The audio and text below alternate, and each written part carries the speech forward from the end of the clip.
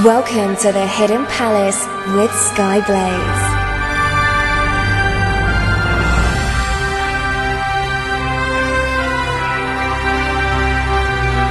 Good afternoon, evening, morning or night, wherever you are, good people. I am Skyblaze, this is the Hidden Palace on Radio SEGA. I'm sorry about my absence last week. I was feeling very under the weather. I'm feeling much better now, and thank you to everybody who sent me the really lovely get well soon messages. I'm very grateful for that. Also, before we begin, a bit of Radio Sega site admin. Don't forget about the Fan Choice of the Year survey that is on the website. If you can go check that out, that would be really awesome. Go and vote on it and answer the questions. That would be really cool. I would give you the website address, but I can't locate it because I am crap.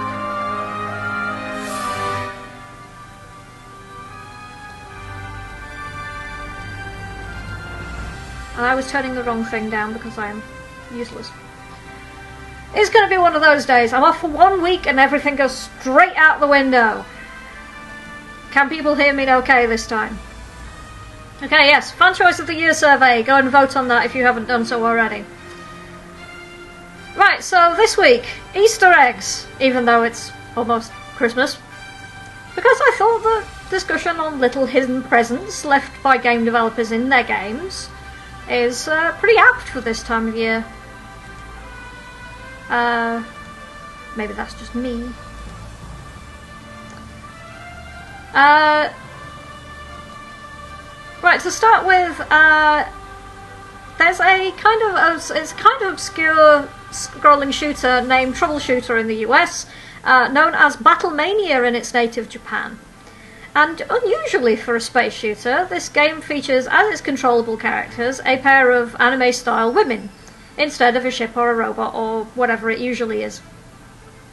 Also interestingly, the plot concerns the heroines who are rescuing a prince, which is a fun little gender flip of the usual way that it works.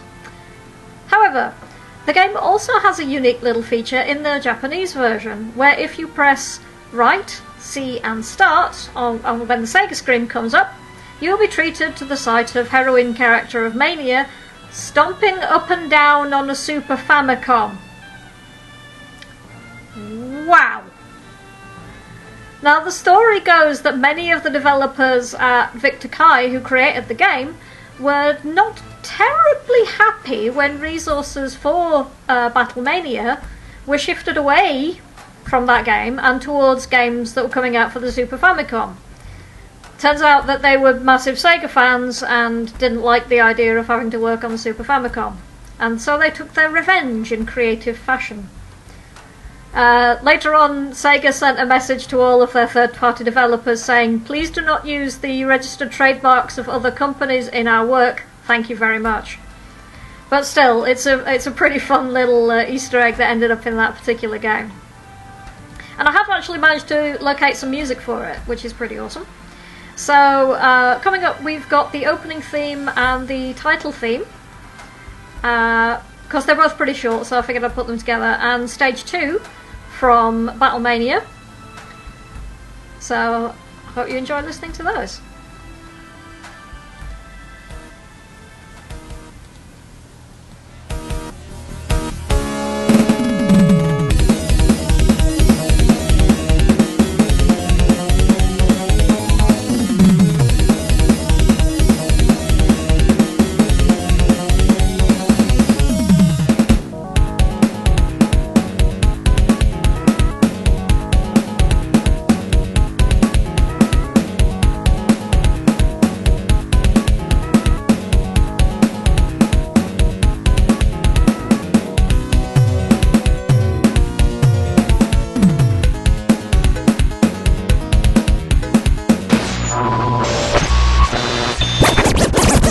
Listening to Radio Sega, playing the best Sega music 24/7.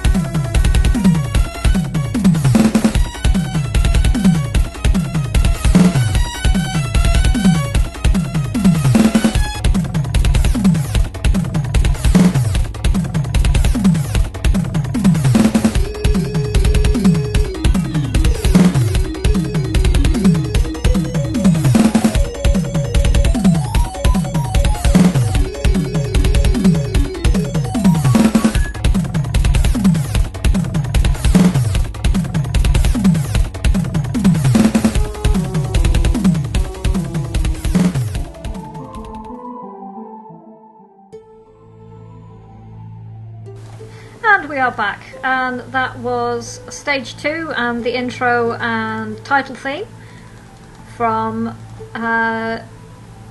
what's it called? Battlemania, aka Troubleshooter. I nearly called it Troublemania, which made no sense at all. As I say, I take 1 week off and everything goes straight to hell. Let's continue regardless. Tournament Golf for the Mega Drive.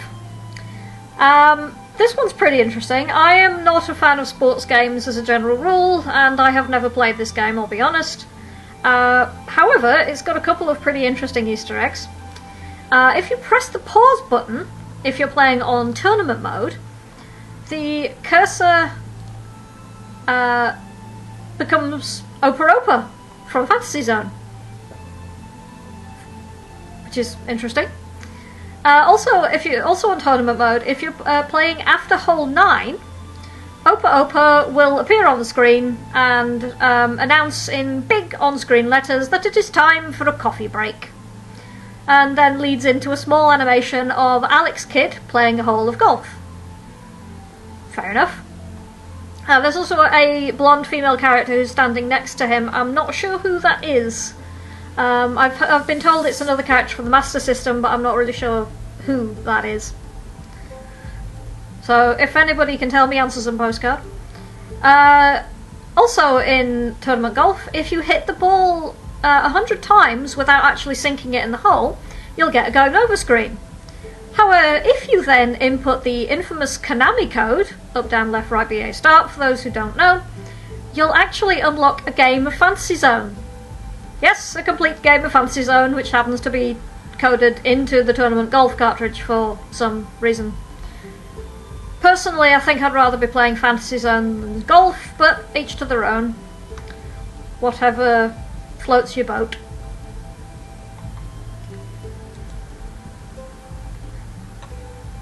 Oh dear. PT Kickass has pointed out that on Twitter it's Hide Palace instead of Hidden Palace. This is what I get for typing in a hurry, and I really ought to check my tweets more thoroughly. Oh well. As I say, it's clearly one of those days. Where was I? Ah yes.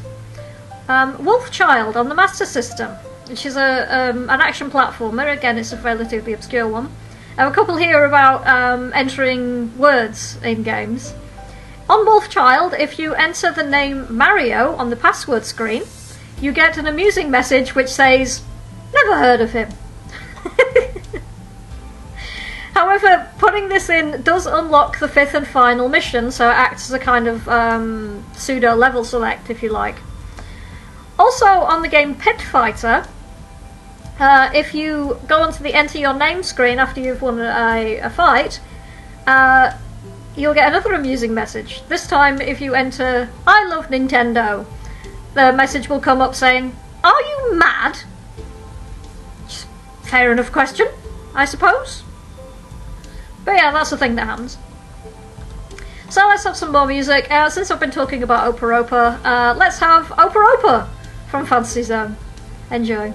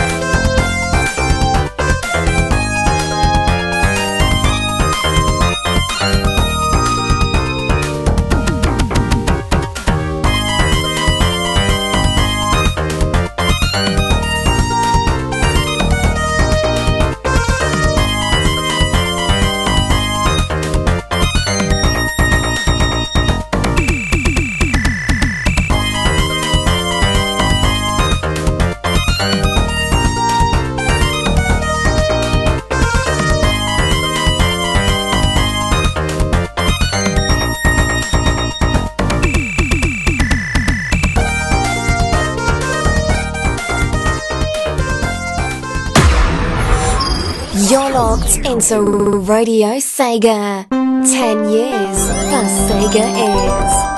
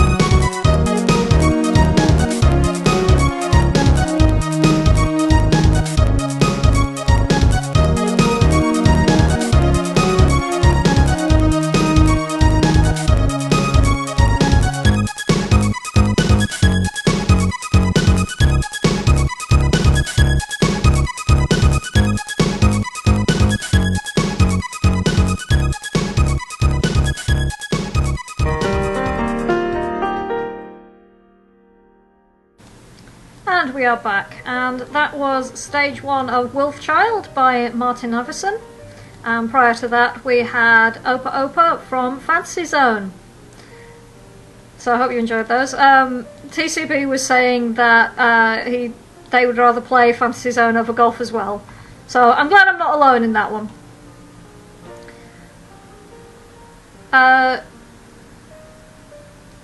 Is that true? is saying that on Outrun 2 the cheat code to unlock all music is Radio Sega. TCB saying the last track was pretty chill. It's pretty nice, isn't it? The music from Wolfchild's actually pretty decent. I had some trouble tracking it down, but I am determined and managed it in the end. Right, back with the show. Choplifter, which is also on the Master System, as well as Wolfchild, has several pretty fun Easter eggs. In rounds 1 and 4, if you shoot 10 space mines, it will cause Superman, of all people, to appear and fly up the screen. Yep, Superman, blue tights, red cape, zoom up the screen. In rounds 2 and 5, shooting the boat radio towers will cause Jaws, the shark, Jaws, to briefly jump out of the water towards you.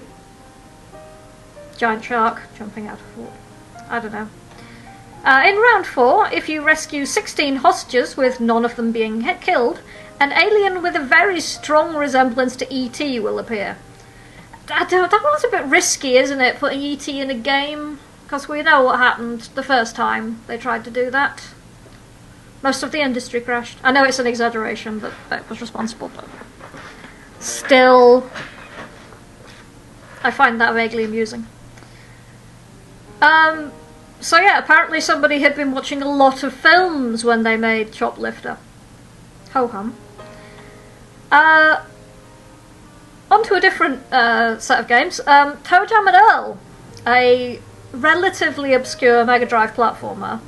I know all of you will know what it is, but a lot of people I know in real life are like, Toe Jam and what? Never heard of it. Even nerds.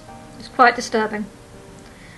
But yeah, if you use a jet ski or an inner tube to reach the lower left corner of the ocean in the first level, you'll find a secret island with a hot tub and pretty hula girls that can heal you, and a lemonade stand where you can get extra lives.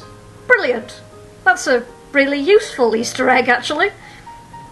Get healed up, get extra lives, hang out with hula girls in a hot tub.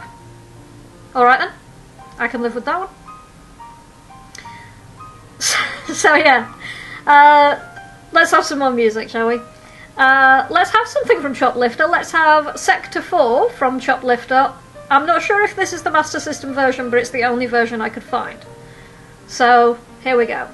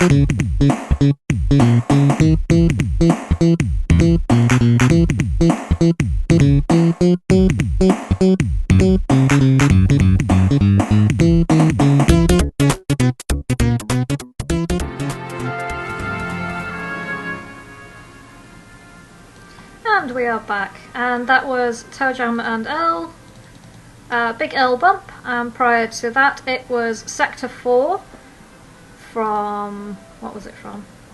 Choplifter, composed by Marshall Parker. So I hope you enjoyed those. TCB was asking about the Wolfchild music. Yes, it is a third-party game. I am a terrible person playing third-party games.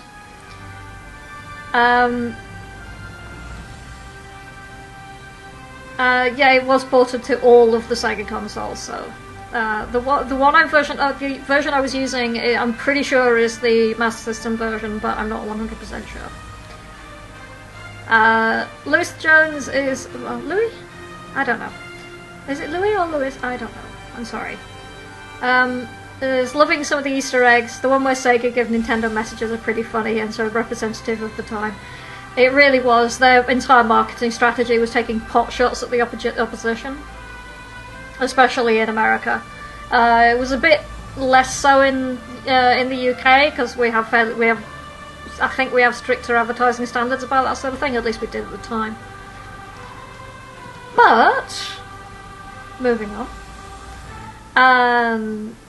On the 31st of January 2001, Sega announced that they were discontinuing the Dreamcast. Oh. Making it a very sad day for all of us Sega fans and specific Dreamcast fans like me, hello. And probably like Green Viper, who's doing the Dreamcast Hour. It also happened to be the same day that Sega Smash Pack Volume 1 was released. Now, it's also fairly well known that the Dreamcast games were pretty easy to pirate, with many of the pirate ROMs and discs being produced by a Ware's hacking group called Echelon. Now, what do these things have in common? Well, it turns out that the Sega Smash Pack contained a file which had in it full instructions on how to unlock the Mega Drive emulator contained in the Smash Pack to load custom ROMs. essentially cracking the Mega Drive emulator wide open so that you could play almost any Mega Drive game on the Dreamcast, not just the ones in the Smash Pack. Now, the file in question was labelled as echelon.txt, so it was pretty explicitly labelled directly at the pirates. And the file also says to give thanks to, quote, Uncle Sonic, and is signed by a man called Gary. Here is where it gets very interesting. There was one Gary Lake who worked on the Sega Smash Pack as one of its developers, and coincidentally, or not, it was his last game working for Sega. Unbelievably, last time I actually checked, he was still working in the industry, specifically as a director of technology at Capcom. So this guy gave the means that pirates could completely demolish all the security on the Dreamcast to play custom ROMs. And nobody just booted him out the door. Really? Really? Okay. Mind equals blown. Wow. The first time I read this, I just sat there slack-jawed. I just could not believe it at all. I don't know. Anyway, the Sega Smash Pack actually has a really nice and quite long intro, which I'm going to play. I'm also going to play, because on the Smash Pack was included a whole bunch of pretty cool games, I'm going to play one of the tracks from Vector Man, because I don't think I've played any Vector Man music before, and I quite like it. So, let's go with those, and I hope you enjoy them. So here's the Sega Smash Pack Volume 1 intro.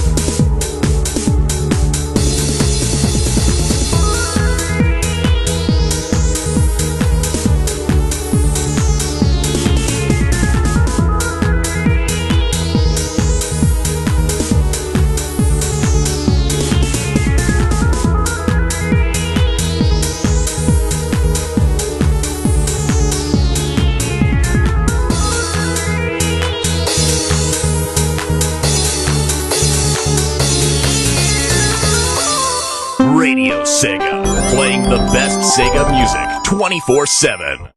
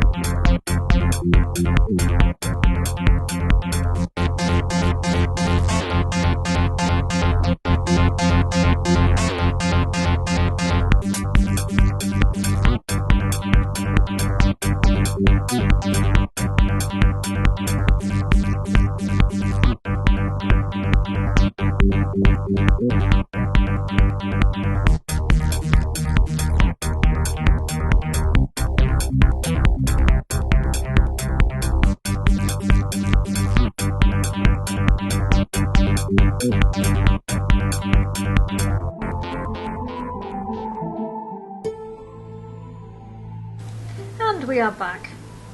And that was Vector Man Day 10 Superstructure and Day 13 Dark Ruins. And prior to that we had Sega Smash Pack Volume 1 title theme, which several people, Ravsig, TCB and Twinny have all pointed out was the theme that was used from the first ever Radio Sega show. Which is a nice bit of trivia, and I think that's really sweet. So it's a really nice theme as well. It's really pleasant to listen to. On to a couple of other more peculiar Easter eggs now. So everyone knows Daytona USA on the Saturn, right? At least you should do. If you haven't, then you clearly haven't been paying attention. It's a great game, and I've mentioned before about the Sonic picture that's engraved on the rock face, and the Jeffrey McMiles statue from Virtua Fighter that's on the expert course. But there's another little, well, I don't know if it's a cheat or an Easter egg or both, but whatever it is, it's actually pretty funny. So, instead of driving a car around all of those tricksy courses, you can instead ride a horse. Yes. So how you accomplish this feat is on the title screen and the white screen after it, if you hold the up and left diagonal on the D-pad and then press A, B, X, Z and press start. This will unlock the ability to ride either the brown automatic horse or the grey manual horse. How exactly horses are meant to have a gearing system, I am not entirely sure. Are they meant to be robot horses? Are they built by Robotnik? Or has I Need Fruit been building robot horses and not telling us? Because we all know that he's going to become an evil genius building things. I'm getting wildly off topic. II's actually found on eBay UK, he's found a brand new factory sealed version of the Sega Smash Pack Volume 1. Yeah, still in its cellophane, still sealed in its case. It's actually a pretty decent price, so it's pretty nice. I'd advise grabbing that if you can, or somebody else will, because it's a really reasonable price. But yeah, so let's have some more music, shall we? Let's have some music from Daytona, since I was talking about Daytona. Let's have Battle on the Edge. Yeah, let's have that version. Right, so Battle on the Edge and a special bonus track after Battle on the Edge and the Radio Saber Sweeper. So I hope you enjoy these.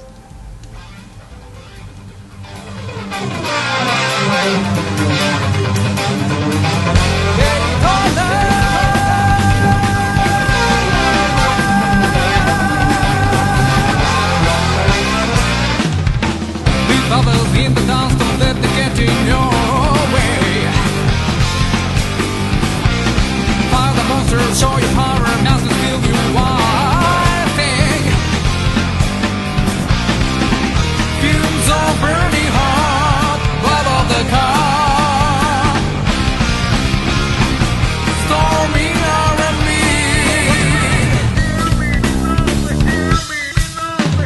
Edges hot, my eyes they cold. Your seatbelt, engine plays a rock beat. Show me what you can do.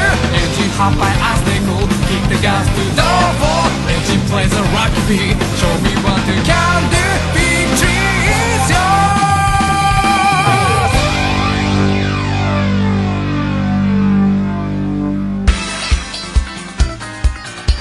The best Sega music, live shows, and the chance to request your favorites. This is RadioSega.net. Rolling Stone.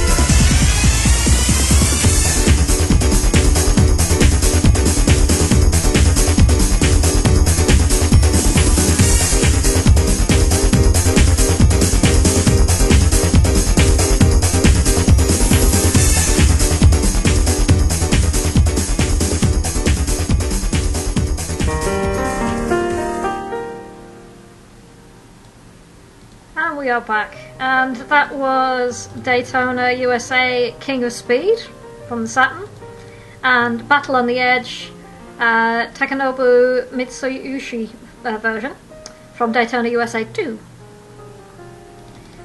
There's been some debate about why the third Daytona game has got such a convoluted name. Daytona 3 Championship USA. Everybody's just going to call it either Daytona USA 3 or Daytona 3. Let's be honest. So why are they bothering messing about with the name? I don't know. I don't know, Revsy, I'm pronouncing it wrong, I'm tired, and it's been a long day.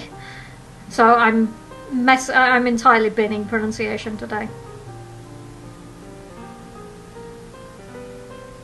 It probably is, but I'm entirely binning pronunciation because I am rubbish.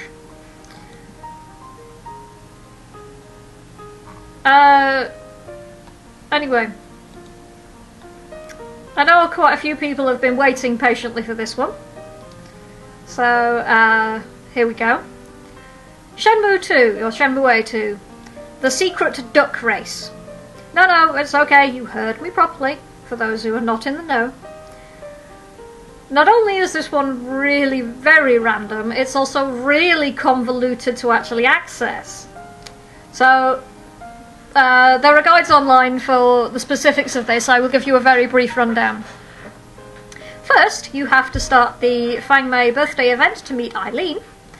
Then you have to meet Izumi Takano at the convenience store, obtain the big bronze medal from the vacant lot, enter into street fights on the top floor of Pine Game Arcade and beat both Izumi and Eileen, then visit Izumi at the Tomato convenience store and agree to go with her. She will then take you to the duck racing. There, you will be able to watch the ducks race and place bets on one to win.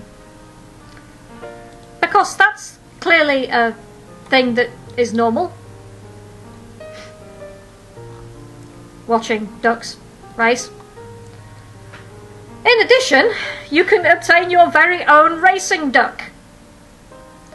Wow, I've suddenly got this mental image of like a bright red duck with white stripes, you know, go faster stripes on it. I don't know where that came from. Oh dear. What's happening to my brain? Oh god, why? So in order to obtain your own racing duck, oh god, you first need to win your bet in the duck race with your chosen duck coming in first place. Then you go to the Manmo Temple to do the leaf catching game and catch at least 2 leaves at once, twice in a row. Once you do this, there will be a quacking noise, no, really, and a feather will fall amongst the leaves. You have to catch this. Then Rio will spot a duck in the tree. Select the option to catch the duck. Once you have done this, then you can go with Izumi back to the duck races and you will have the option to enter your newly caught duck in the race. The word duck has now lost all meaning for me. It is a completely meaningless collection of letters and I need to go and have some vodka or something. Oh god, why?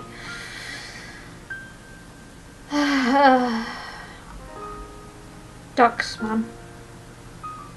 Let's have some music before I go screamingly insane. Too late. Since it's December, let's have Shenmue's Jingle Bells, because why the hell not? Enjoy.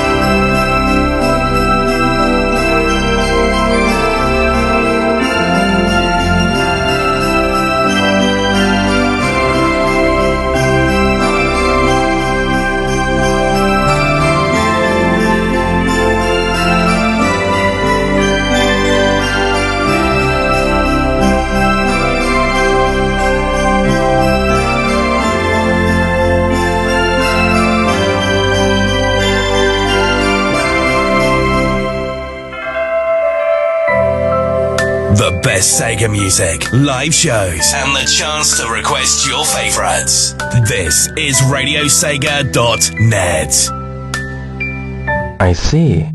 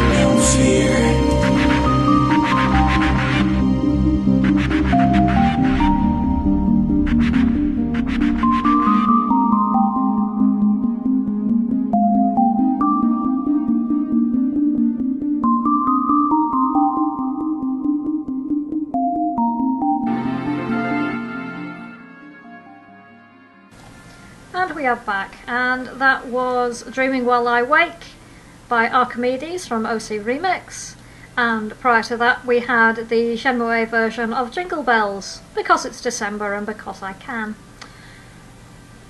So, finish out the show for this evening, Sonic CD and its hidden images. Talking about Easter eggs on the show, I'd be really remiss if I didn't cover these.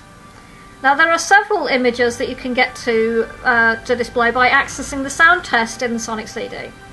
And to do this, you press down, down, down, left, right and A. Once you're in the sound test, you can select certain things to get images to appear. For example, FM40 PCM12 DA11 enables debug mode, and will also make an image appear featuring Tails stood next to a two-seater race car with the words "See you next game." This is believed to be a reference to the then upcoming Sonic Drift. FM44 PCM11 DA09 will get you a cute picture of Sonic with the words "You are cool" written in Japanese. It is quite adorable. Sonic has huge eyes. FM42 PCM04 DA21 produces a muscle-bound humanoid version of Sonic that is allegedly meant to be a tribute to Batman, but in fact is just vaguely unsettling. FM42 PCM03 and DA01 is a DJ scene featuring Sonic, Robotnik and Metal Sonic, and the words "The fastest DJ, MC Sonic." That one's actually kind of cool, I quite like that one.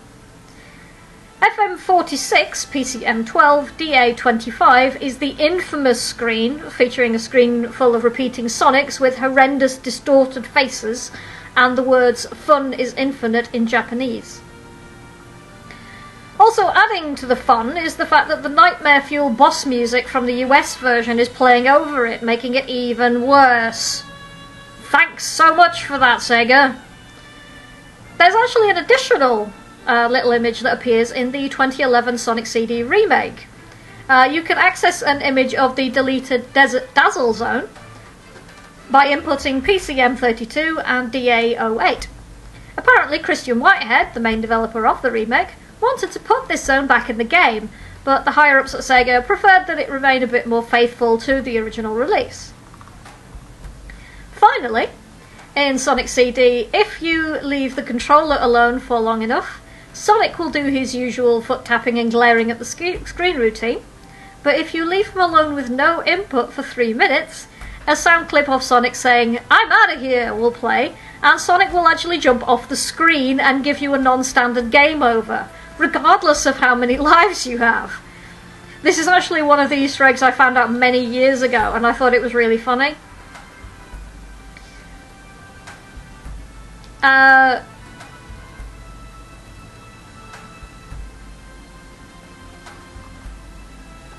Yeah, Don's saying the Sonic Gigas Fun is Infinite image. There's some resemblance, it does have to be said. People have pointed that one out before. Anyway, that's all from me for this week. We're going to close out with some music from Sonic CD. I'm going to close out with Collision Chaos Past, because it's one of my favourite tracks from the Sonic CD soundtrack. And then it's going to be This Is Madness from the Temporal Duality OC Remix album by Mainfinger featuring King Tiger and Lady Wildfire. It's a remix of the Metallic Madness Japanese version, and it's great. Other than that, you will be hearing me again on Friday for Winterfest. I'll be broadcasting at my usual time of 10 PM UK time. And I will also be doing a little trivia quiz. And since I am the person that does all the obscure facts and trivia on Radio Sega, expect it to be a bit more challenging. Ha ha ha. So you better do some research and get your Sega education ready, because I'm going to be asking some tough questions. So thank you ever so much to everybody who's listening. Thanks to the guys on the Radio Sega Discord chat. Thanks to the people who are on Twitter. And I will see you on Friday. So for now, good night. I've been Skyblaze. This has been the Hidden Palace here on Radio Sega. And this is Collision Chaos, and This Is Madness from Sonic CD and Temporal Duality.